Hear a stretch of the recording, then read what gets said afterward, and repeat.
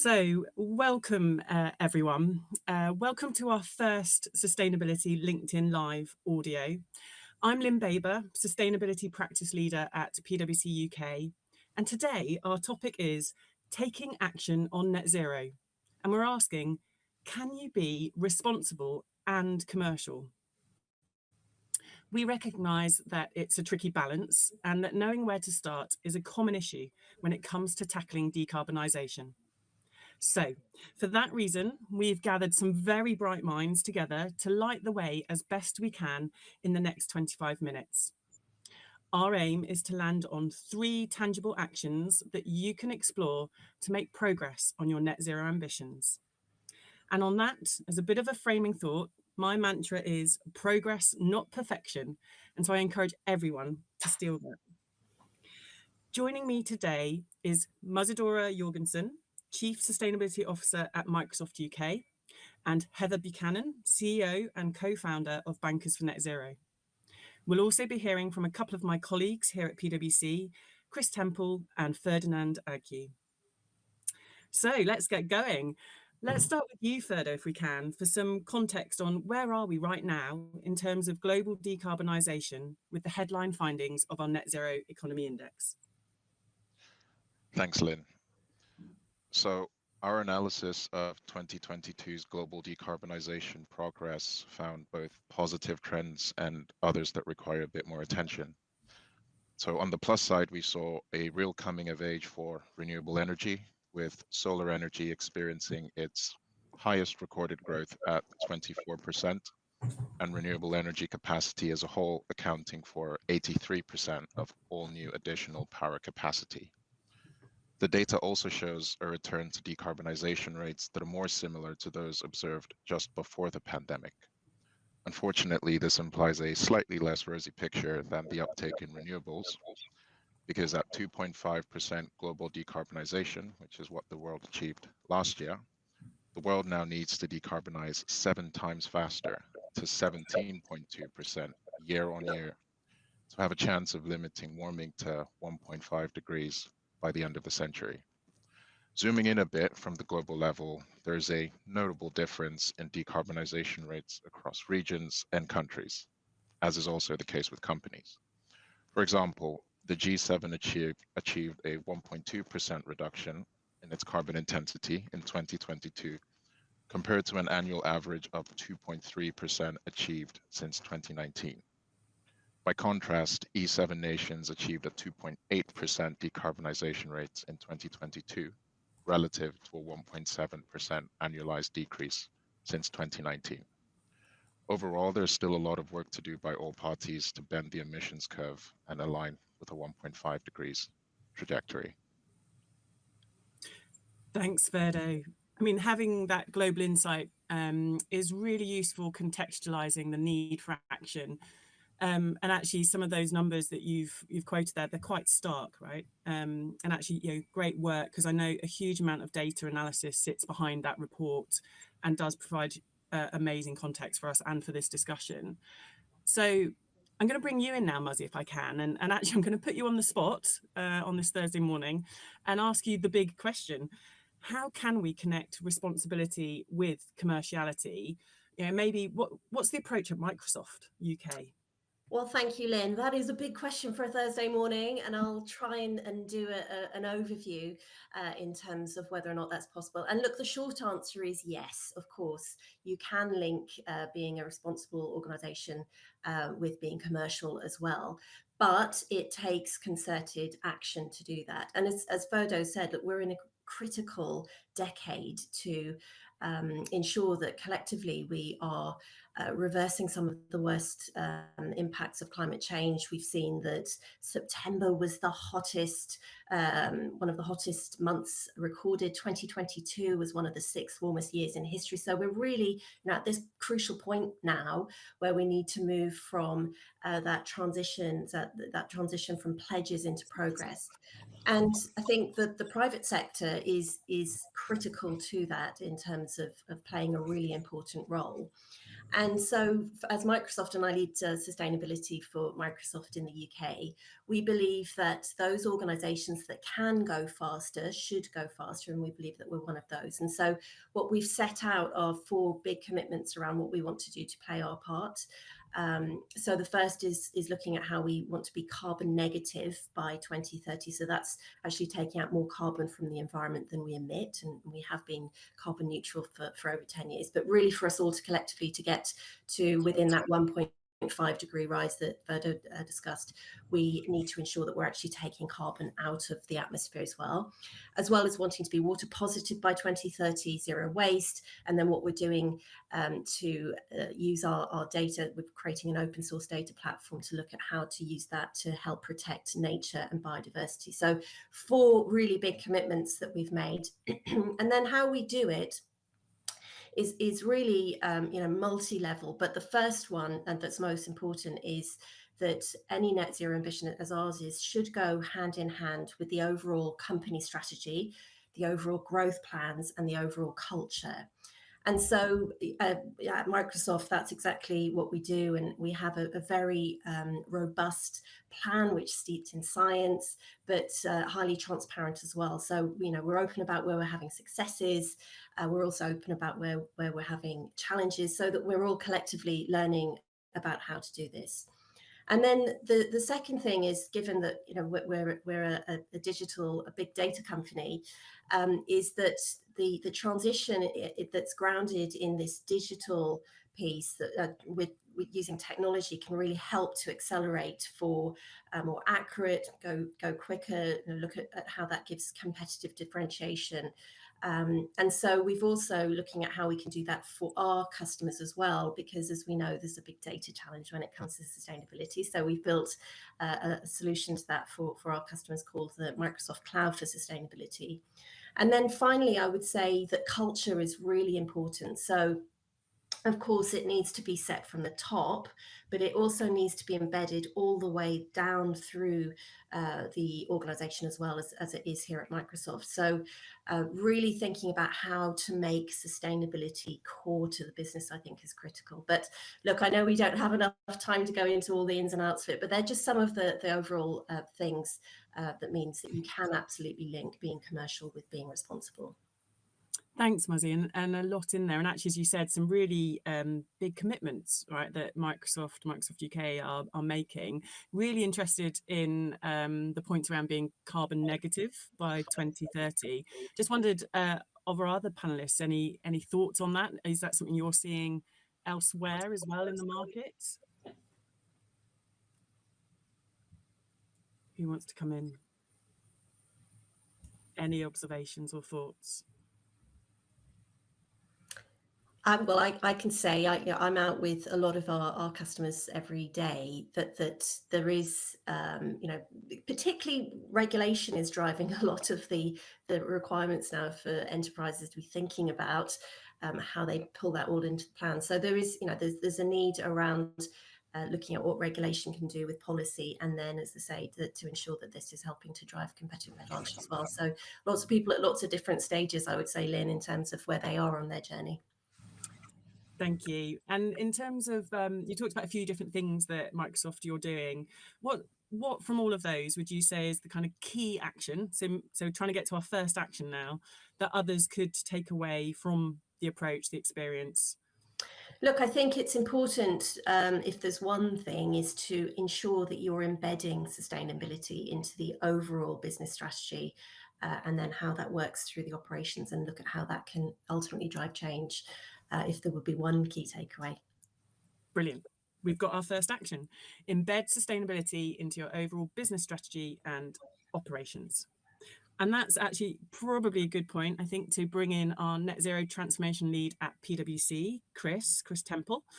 Chris, you've been working with a number of both UK and international organisations on their net zero transformation strategies and delivery. What are the most profound learnings that you can share with our audience?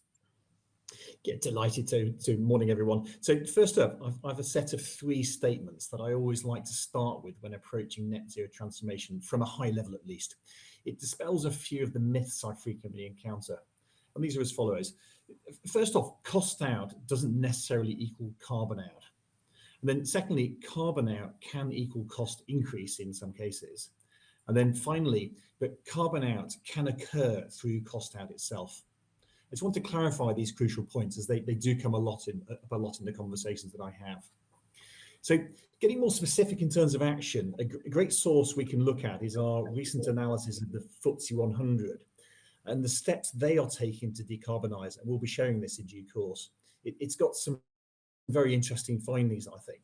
First off, we all know getting an accurate baseline is key. So these first revelations, which I'll reveal, were quite surprising to me, certainly. 85 of the FTSE 100 report their Scope 3 emissions, but only 58 report all material significant Scope 3 emissions. So there's quite a lot that are sort of ignored or not reported at this stage. I think this comes down to data. Without clear data, we can't, as an economy, improve. So we must demand more from that reporting environment in order to get the appropriate data, particularly when it comes to in terms of Scope 1, 2, and certainly Scope 3. Setting targets that will have a genuine impact is also critical. So again, it's surprising that 30 of the FTSE 100 have no near-term science-based targets. 37 have reduced emissions, but not by enough to hit their targets. And there's a real gap here between intention and action. So Chris, on that, and maybe for anyone else who wants to come in, I mean, what's stopping organisations from taking action and closing that gap? So I guess targets aside, it's getting there, but it's the hard part. It's moving from ambition into action. And the good news is that we indeed saw some positive actions. And 85 of the FTSE 100 have now linked remuneration to climate targets. The top performers have actually linked up to 30% of remuneration, whereas others link less than 5%. So I think the whole agenda around remuneration and incentivization is probably one of those preventative elements at the moment, which is stopping organisations doing so. And just as significant is how some of the FTSE 100 are tackling Scope 3. 53 have mandated their supply chains to improve their respective carbon footprint. So there's a good 47 that have not even considered it yet. So it is that piece around thinking beyond your own organisation's boundaries that is really effective in trying to move this forward. And I do think, you know, my mantra, it's progress, not perfection, but we definitely do need to see more progress, more action. I don't know, Heather, Muzzy, anything from your perspectives, what you've seen in terms of what's stopping organisations? Oh, I think, as Chris said, look, it's a really complex challenge to solve. But there is definitely a blocker around the data piece and how to measure the impact that an organisation has, not just through Scope 1 and 2, but Scope 3, which is the entire value chain of an organisation, so really all the way out into the supply chain. And that's tricky when you've got data sitting in lots of different places in different formats and, you know, maybe not being dynamic in whatever case it is. So, as I said, that's one of the things that Microsoft have been solving for in creating the common data model for that as part of the Cloud for Sustainability. I think there's another challenge, which is a skills gap in the market. So Microsoft did some research last year showing that there is a looming skills gap when it comes to not only the green skills and blue skills, but those skills around systems thinking, change management, circular thinking, influencing, you know, all of those things that are really important when it comes to helping drive the change that an organisation ultimately needs to go through in order to reduce their overall impact. So they're just two of the things I think that tend to hold up organisations when I'm out talking to our clients. Thanks, Muzzy. And Heather, I'm going to bring you in as well, I think, at this point, because I know, you know, the Scope 3 point is something you're very passionate about. And I know you've got some really relevant commentary from your role with Bankers for Net Zero. First off, though, I thought actually it'd be helpful if you could explain what you do at Bankers for Net Zero. Oh, certainly. Thank you very much, Lynn. So Bankers for Net Zero, we convene the UK country chapter of the Net Zero Banking Alliance, and very simply, which is convened by the UN. Very simply, we look at the commitments that banks have made under that and kind of how that plays out in the real world. And so, you know, when you're turning those commitments into action, what does that mean? Now, there's a great deal of work going on internationally as we know, in terms of reporting standards. But there's one bit of the commitments that banks have committed to decarbonising their financed emissions by 2050. So of course that means that they're actually on the hook for every single mortgage, overdraft, small business loan, corporate loan, and the corporate entire supply chain, which is not a small thing. And I think a lot of people don't realise that very soon, the mortgage market is going to be incredibly linked to being able to measure carbon accurately, and likewise any of your business loans and your supply loans.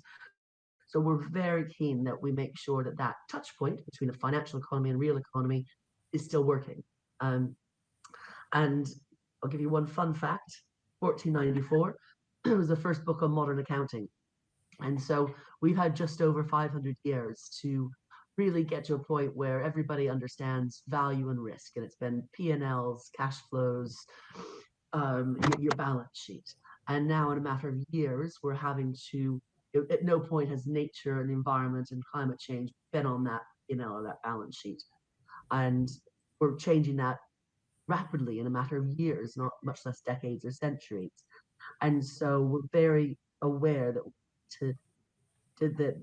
all the political and the regulatory, cultural levers to make this happen are incredibly complex. And so we want to get to the heart of that and hope better. Thanks, Heather. And just on scope 3 and thinking about supply chain, I know there's a particular program called Perseus that you're involved with. I wonder if you kind of want to bring that to life for the audience as well.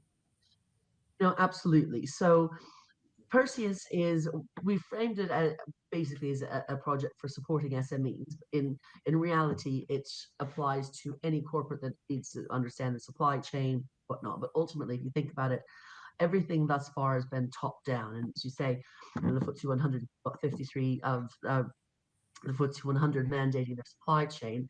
Actually, what are they mandating in terms of the information they need? And if you look through it, there's no standardization here. We've got carbon calculators giving us different information. It would be for the most part, but be like all the accountancy firms going out and competing with each other on how they present a P&L or a balance sheet. So for the supply chain and the SMEs, particularly at that chain, there's no standardization yet, and there's no accurate data. Most of the data we use is either proxy data or spend-based analysis. So very simply, Project Perseus, and it's fantastic having C as part of this team as well.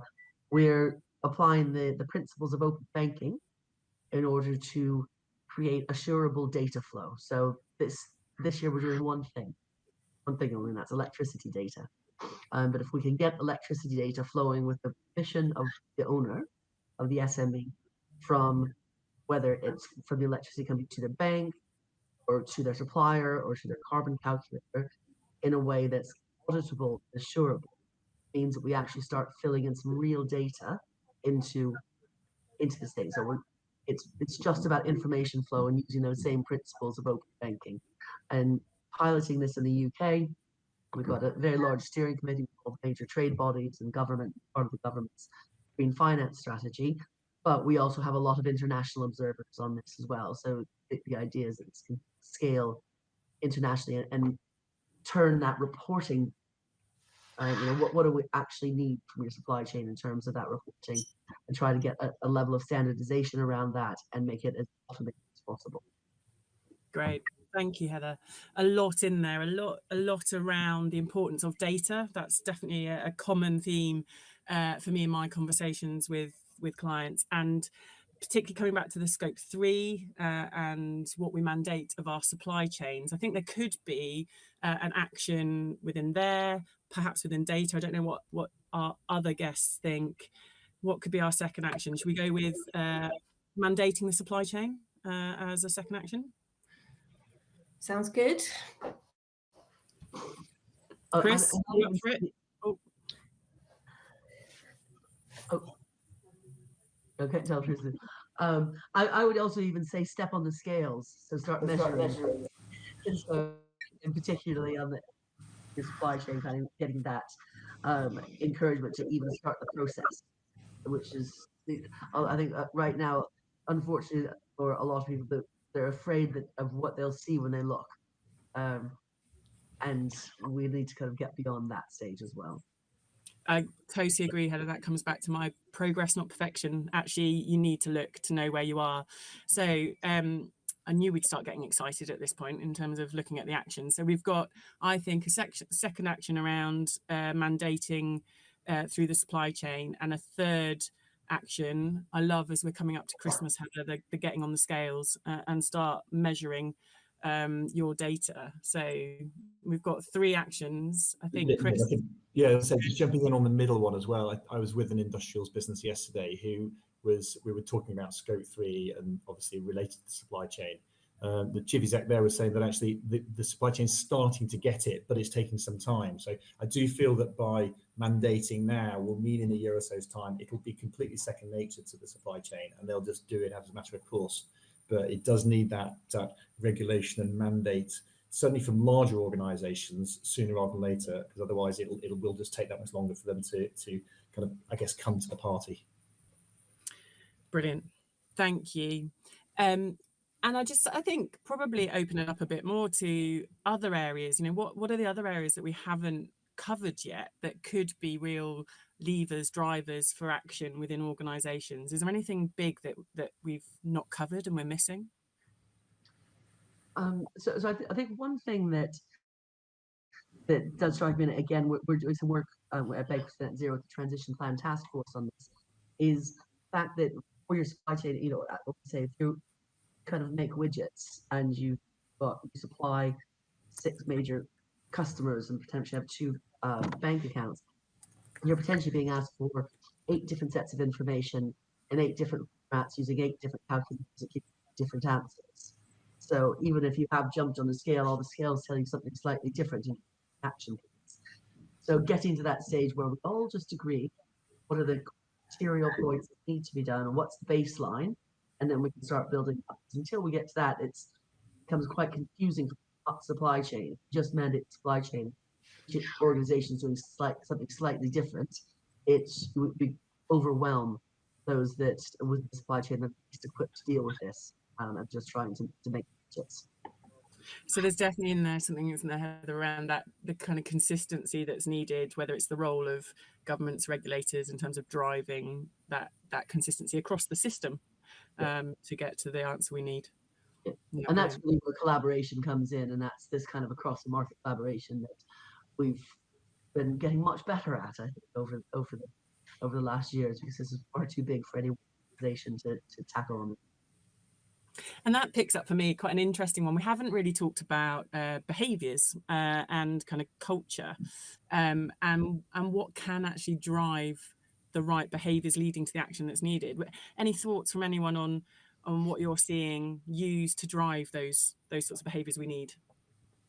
So one of the things that we do at Microsoft and have done for some time to really, bring this to life and ultimately get everybody thinking about the decisions that they're making and the impact that has on the commitments that we've made, and everybody's responsibility internally to ensure that they are doing the right thing, is we've introduced something called an internal carbon fee.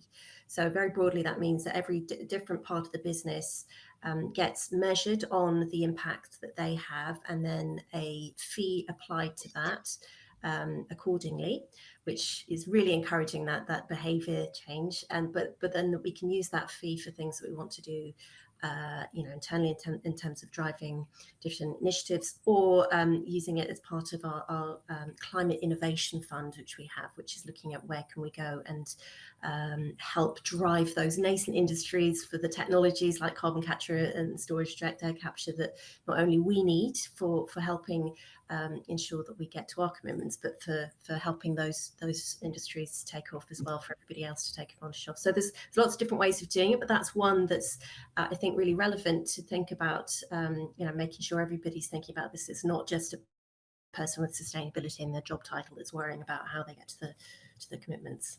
Lynne, I'd also put it into recruitment messages as well. So if we can, we as organisations can demonstrate that this is part of our culture and this part of our being as an organisation in recruitment messages, be that at graduate or any level, then we need to deliver on them once people actually come and join us. And again, it's a way of then instilling and repercolating that behaviour once people actually join into the organisations. Brilliant. There's some great examples there, great ideas.